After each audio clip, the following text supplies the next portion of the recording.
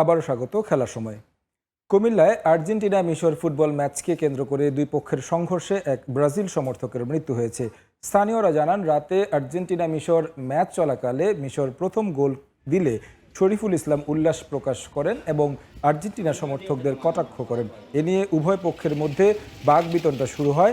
এক পর্যায়ে আর্জেন্টিনার কয়েকজন সমর্থক শরীফুলকে মারধর করেন। গুরুতর আহত অবস্থায় শরীফুলকে কুমিল্লা মেডিকেল কলেজ হাসপাতালে নেওয়া হলে চিকিৎসক তাকে মৃত ঘোষণা করেন। তবে অভিযুক্ত প্রভাবশালী হওয়ায় নিহতের পরিবারের এখনও কোনো মামলা দায়ের করতে পারেনি।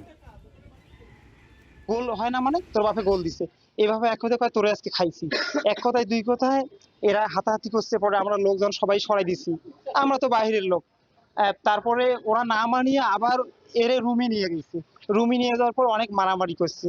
খেলা খেলতেছে, তো তর্ক বাজার পর ও মানে কি একটা কথা কইলো, মস্কারি একটা কথা কইলো, মস্কারি সহ্য না করিয়া তাকে মারধর করলো। তো ওটা ঘরে লুকাই ছিল, আশ্রয় নিছে আর কি, দরজা টরজা লাগে। তো ওইখানে যায় দরজা ভাঙে, ওইখানে বলে মাইক করছিল।